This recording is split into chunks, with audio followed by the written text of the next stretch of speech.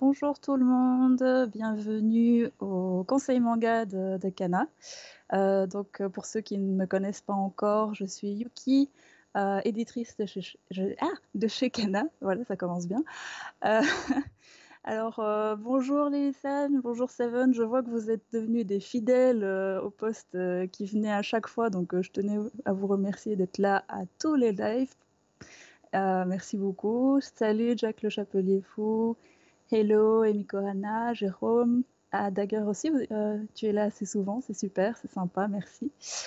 Euh, et donc aujourd'hui, conseil manga, je suis là pour essayer de vous présenter des titres connus et un peu moins connus de chez Kana, selon vos envies.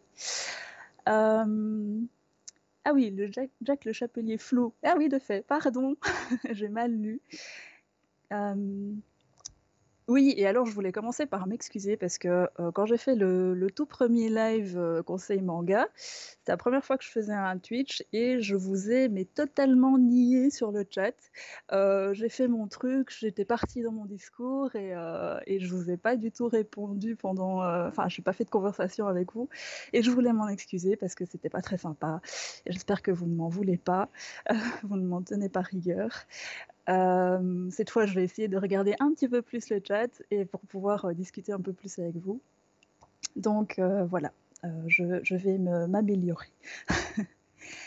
Quelles sont vos envies aujourd'hui? Qu'est-ce que vous avez envie que je vous présente? Ah, j'ai oublié de prendre de quoi noter. Attendez, j'arrive.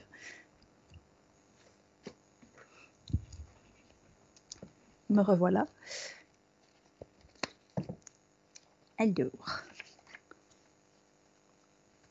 Alors, alors. Dites-moi, n'hésitez pas. Du shoujo, ok. Du shoujo. Alors, qu'est-ce qu'il y a encore? La réédition d'une voix sonore. Ah oui, de fait.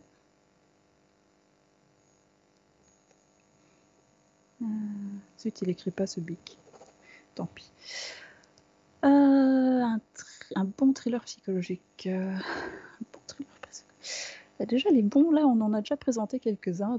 Il me reste encore un bon thriller psychologique en stock, certainement. Je vais réfléchir. Du Bikana, un manga rigolo.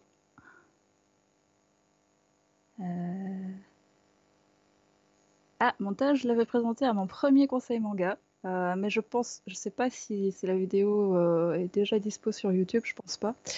À un moment, on va poster nos lives sur notre chaîne YouTube aussi, donc vous pourrez à un moment revoir les conseils qu'on aura fait précédemment.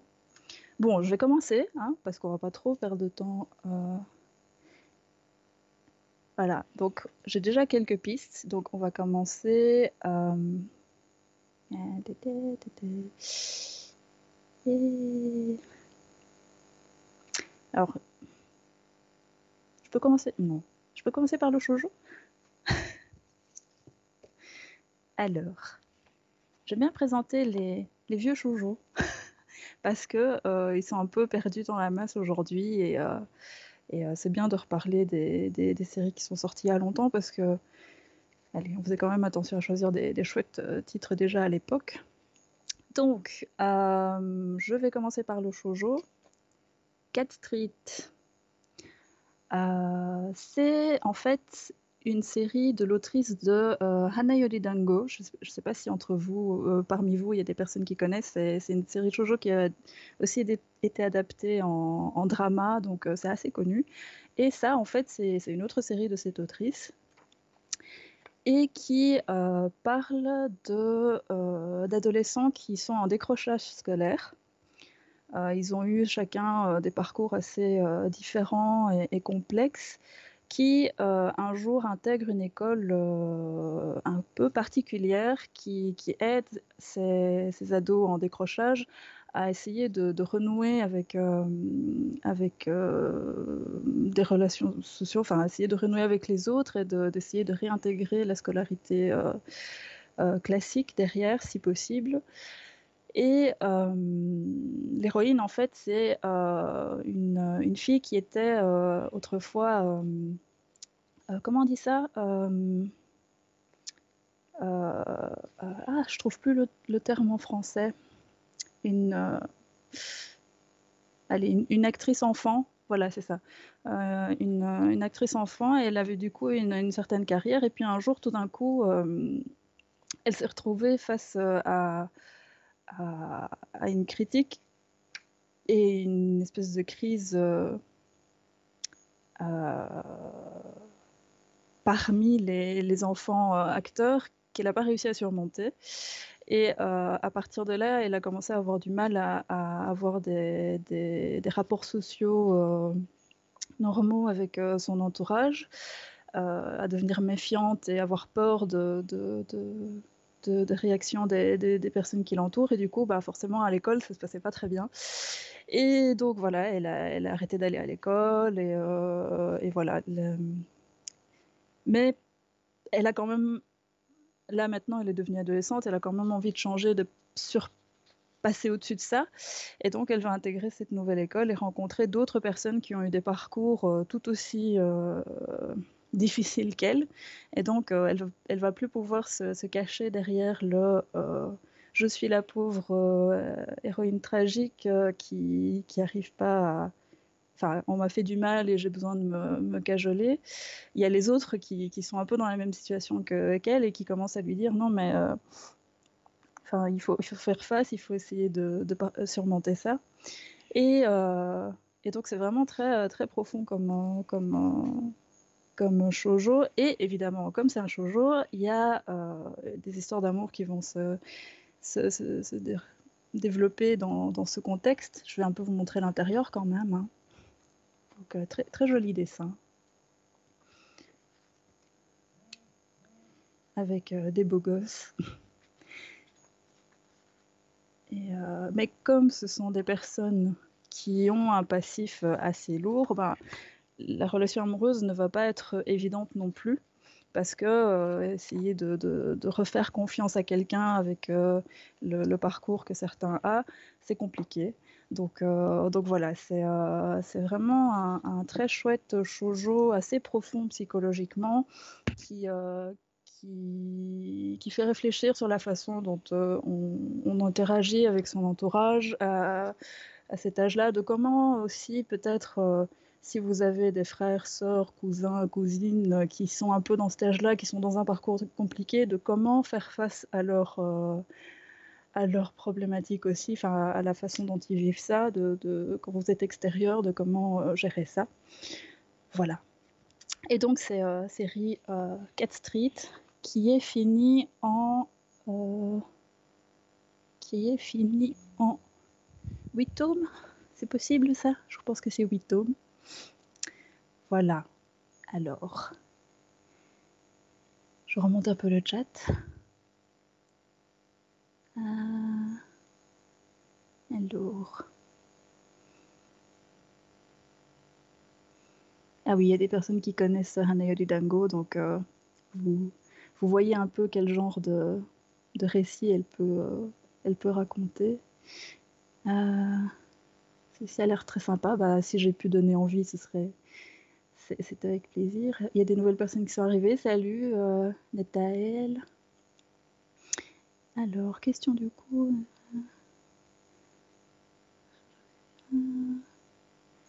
8 tomes, ni court ni trop long. Oui, c'est ça.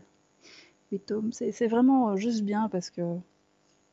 Ouais, c'est ça. C'est vraiment ça. Ni trop long, ni trop court. Alors... Question, nouvelle série prévue pour votre collection live. Oui, ça va arriver. Hein. Est-ce que cette année, est-ce qu'on a encore quelque chose?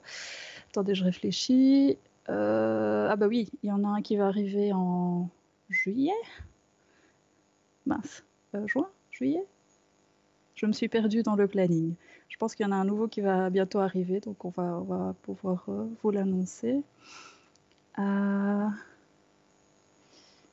J'espère trouver un thriller d'horreur à la Dusk Maiden. Elle est donc déjà sortie celle-là, c'est-à-dire celle que je viens de présenter à Cat Street. Ça c'est déjà sorti. Et les 8 tomes sont déjà sortis. Enfin, c'est un certain moment. Donc, vous pouvez vous faire un binge reading si vous voulez, hein, de tout acheter en un coup. Voilà, voilà. Alors, écoutez, on me parle de... attendez, on me demandait du big, on me demandait du life. Est-ce que je peux combiner les deux? Enfin non, je vais peut-être pas enchaîner avec...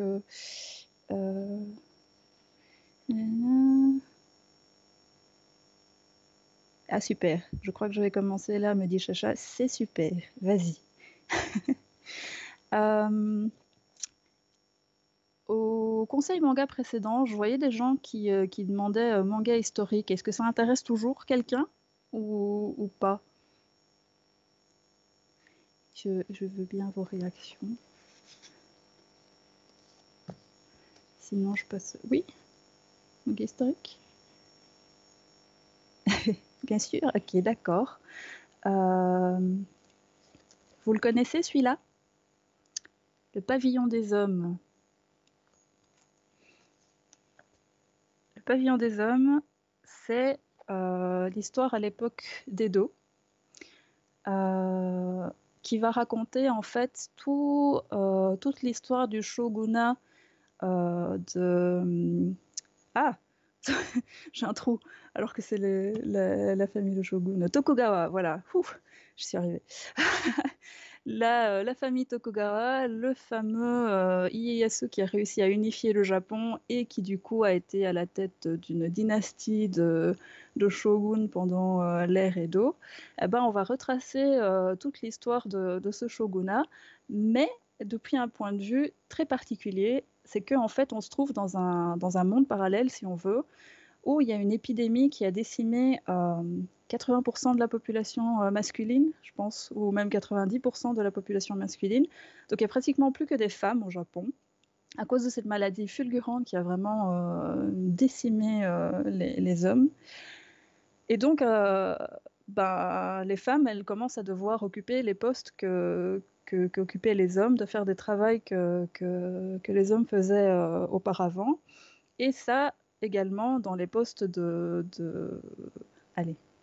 gouvernance aussi. Et ça va arriver jusqu'au niveau du shogunat.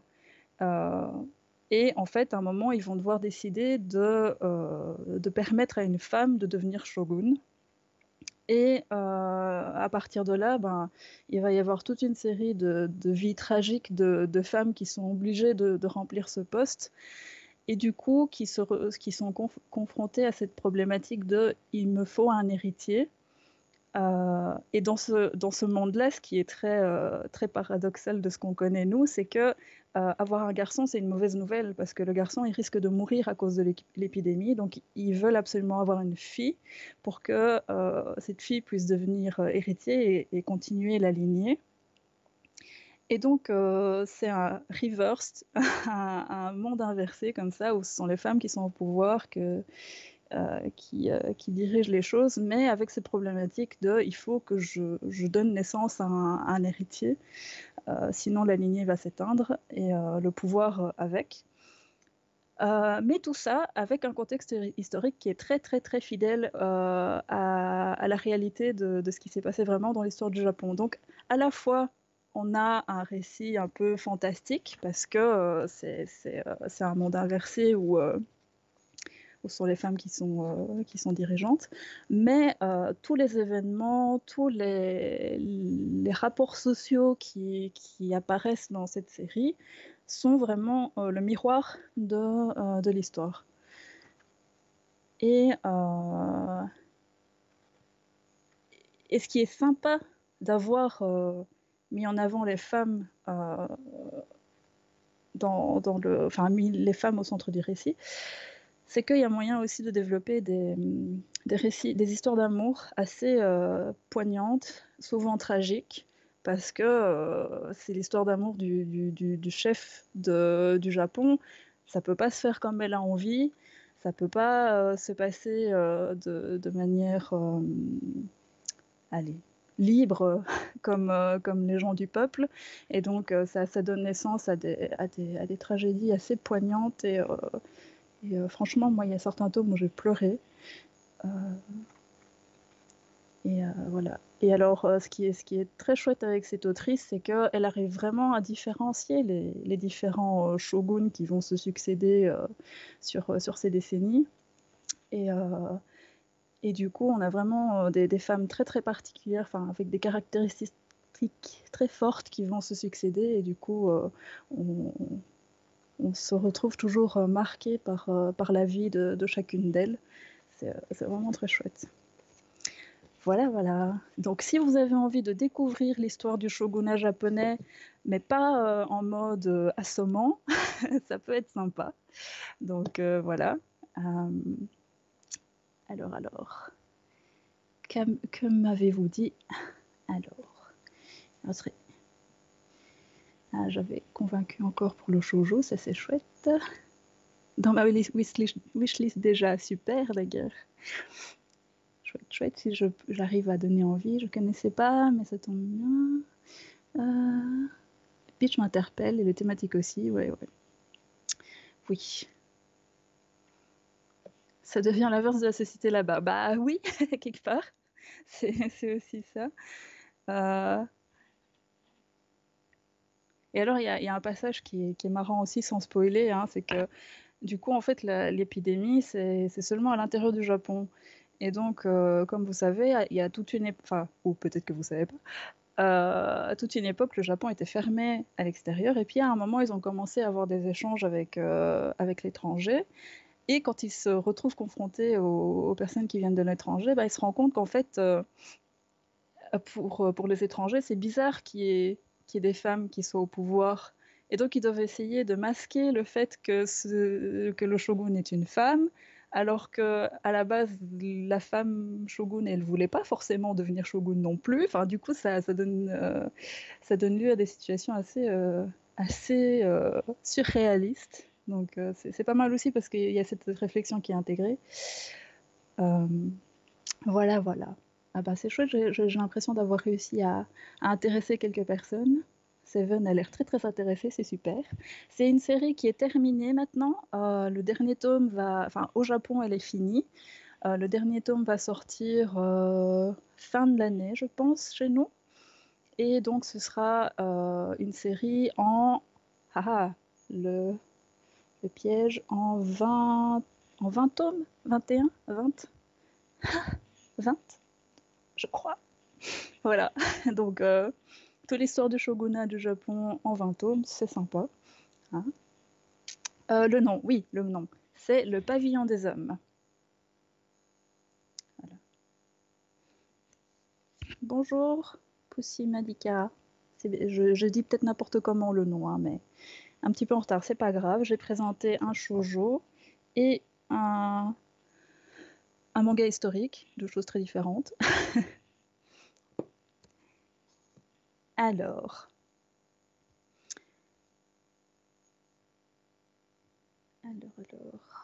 cette bibliothèque. Ah, ben ça, c'est la bibliothèque Ghana. Hein, on est bien fiers. 30 ans d'histoire, ça fait beaucoup de bouquins.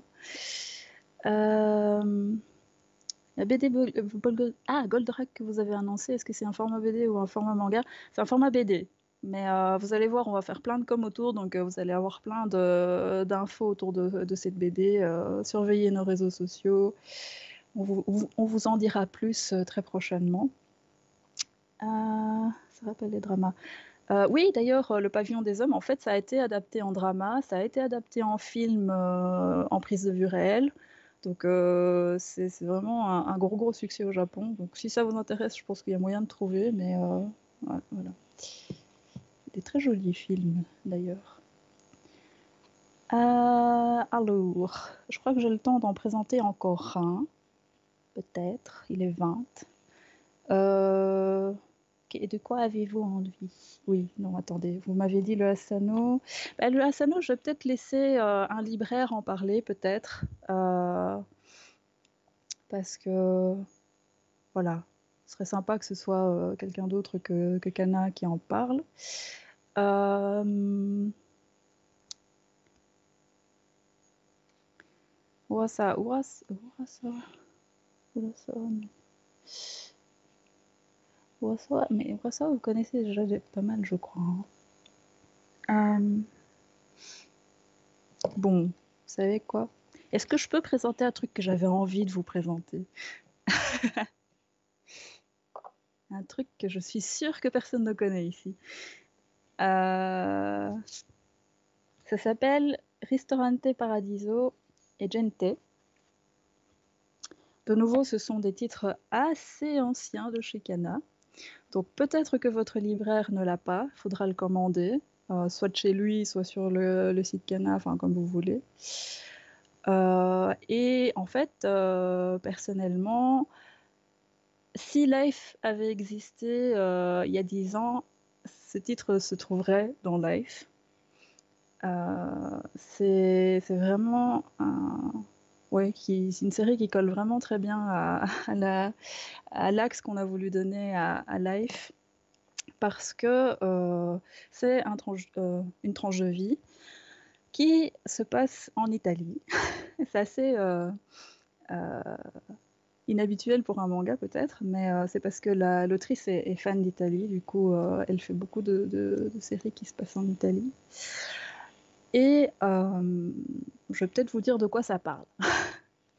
Alors, Ristorante Paradiso, ça commence avec l'arrivée de la jeune femme ici qu'on voit sur la couverture dans le restaurant que tient le nouveau mari de sa maman. Sauf que depuis qu'elle est toute petite, elle n'a jamais rencontré ce monsieur, parce que sa maman, très égoïste, a voulu... Enfin non, attendez, je vais présenter le truc dans le bon ordre. Sa maman, en fait, elle voulait se remarier avec ce monsieur qui était restaurateur. Mais le monsieur, il était un peu réticent de se marier avec une femme qui avait déjà eu un passé, un mariage, des enfants. Et du coup, la maman, elle a voulu cacher le fait qu'elle avait déjà une fille. Et donc, elle a confié sa fille à sa mère, donc la grand-mère de la fille. Et elle s'est barrée pour aller se marier avec le gars. Et donc, l'héroïne, en fait, elle a grandi pratiquement sans avoir de lien avec sa maman. Et là, elle devient majeure, donc elle se dit, bon, c'est bon, quoi. Il faut quand même que je fasse quelque chose. J'en ai un peu marre qu'elle me mette au placard et qu'elle fait comme si j'existais pas. Et donc, elle débarque au restaurant que tient le mari, son beau-père, pour en fait faire éclater la vérité en disant tu sais, ta femme, elle a une fille et c'est moi. Mais très vite, sa maman lui fait non, mais s'il te plaît, ça se passe bien avec mon mari, je veux pas que ça éclate comme ça. On peut s'arranger pour faire les choses un peu plus en douceur. Et du coup, elle la présente comme une fille. La fille. Attends, c'est quoi? Une fille d'une amie, voilà. C'est une fille d'une amie qui est venue me rendre visite. Voilà, elle veut rester un moment, donc si vous voulez lui faire un bon accueil et tout ça. Et alors, l'héroïne, elle se rend compte rapidement que ce resto, il est un peu particulier, parce que il n'y a dans ce resto... Attendez, je vais trouver la bonne page. Alors, attends. Il n'y a dans ce resto que des messieurs d'âge mûr qui portent des lunettes comment on dit ça? Enfin, des messieurs qui portent des lunettes, d'âge mûr qui portent des lunettes. Et en fait, on va lui dire que c'est parce que sa maman, elle est fan de dandy qui portent des lunettes. Et donc, son mari, pour lui faire plaisir, il a engagé que des serveurs dans la cinquante-soixantaine qui portent des lunettes. Du coup, l'héroïne, elle se dit, mais qu'est-ce qu'il fout? Qu'est-ce qu'elle fout, ma mère? Mais petit à petit, elle va commencer à faire connaissance avec chacun de ces messieurs et elle va finir par tomber amoureuse de lui, qui est un monsieur qui est très très posé, un peu sexy. Hein. Il a un petit côté sexy comme ça. Et donc elle tombe sous le charme de ce monsieur. Mais qui s'appelle Claudio. Mais Claudio, il se rend bien compte de la différence d'âge qu'il y a entre elle et lui. Et il lui fait non, mais réfléchis un peu, ce n'est pas forcément un sentiment amoureux. Enfin voilà, il essaie de tempérer les choses, mais elle a eu le coup de foudre, elle veut y aller. Et donc elle arrive à être engagée dans le resto comme aide cuisinière et bah, il va y avoir toute une histoire autour de cette histoire d'amour, mais aussi les relations sociales qu'il y a au sein de ce resto, entre les employés. Voilà, voilà. Alors le dessin, effectivement, est un petit peu typé. Hein, je pense qu'il y a des gens qui peuvent ne pas aimer, je peux comprendre. Mais je trouve que sa façon de dessiner justement ces messieurs d'âge mûr est assez fascinante. Vous voyez, ils sont classe quand même. Hein. C'est, Et chacun a sa personnalité. Vous avez le gentil playboy qui est chauve là, ou alors un peu la tête de mule, pas très avenant au départ, mais on se rend compte qu'il est très gentil.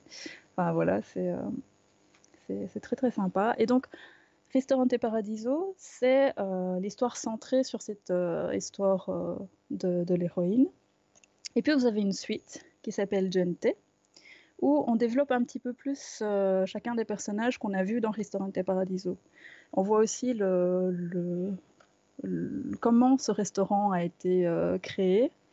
Donc c'est pas mal de voir un peu le prologue et puis ensuite l'approfondissement de chacun des personnages. C'est très chouette. Et ce qui est sympa, c'est que la fin de Gente est le début de Ristorante Paradiso. Donc vous pouvez le faire. Enfin non, je conseille quand même de commencer par Ristorante et puis de lire Gente, mais du coup à la fin la boucle est bouclée et c'est très sympa. Voilà, voilà. Alors, pardon, je vous ai abandonné de nouveau. Quand je suis lancée, en fait, j'arrive pas à me interrompre. Euh, Assez méconnu, mais très chouette. Ah oui, Jérôme, tu connais déjà, c'est bien, c'est une chouette série. Hein. C'est une chouette autrice. Hein. Je trouve que c'est vraiment sous-coté. Elle n'est pas assez connue. Ouais, les dessins sont très particuliers, mais on se laisse prendre au charme, en fait. Au début ça peut faire tiquer, mais une fois qu'on commence à lire, on se laisse prendre au charme. J'aimerais bien remettre cette série dans Life, mais je sais pas si ça va être possible. Particulier, mais ça a l'air sympathique, ouais, c'est sympa. Une gentille mère comme on les aime, oui, voilà, relation très compliquée, effectivement. On voit à travers toute la série qu'elle est vraiment très égoïste, la femme, mais et voilà. Jack le chapelier flou, ouais, je peux comprendre que vous pouviez avoir du mal avec ce dessin.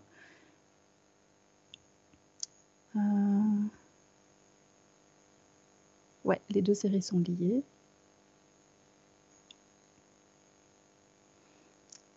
Un titre qui m'a l'air plutôt sympathique et peut être dans la même trame qu'Après la pluie. Ouais, ouais, vraiment. Effectivement, si vous avez aimé Après la pluie, c'est le genre d'histoire qui peut plaire. Et puis, il y a vraiment allez, en dehors de cette histoire d'amour, il y a ouais, vraiment les personnages en eux-mêmes, la façon dont ils sont approfondis derrière dans Gente est très chouette aussi parce qu'on découvre les histoires d'amour de chacun aussi, parce que forcément, des messieurs de 50-60 ans, ils ont toute une histoire derrière eux et on découvre un peu ce côté-là aussi. C'est chouette. Voilà. Et il est 30 tout pile. C'est magique. Et donc aujourd'hui, j'ai fait une sélection un petit peu féminine peut-être, sans faire exprès. Et donc j'ai présenté aujourd'hui le shoujo Cat Street, avec des adolescents en décrochage scolaire. Et puis, le pavillon des hommes, l'histoire du shogunat japonais inversé, avec des femmes qui sont devenues shoguns, et toutes les problématiques qui peuvent survenir à cause de ça. Et puis Ristorante Paradiso et Gente, qui auraient pu être dans Life, mais qui ne le sont pas. Mais que j'avais vraiment envie de vous présenter aujourd'hui. Donc, je me suis permise de glisser un coup de cœur dans le conseil manga. J'ai triché. Voilà, voilà.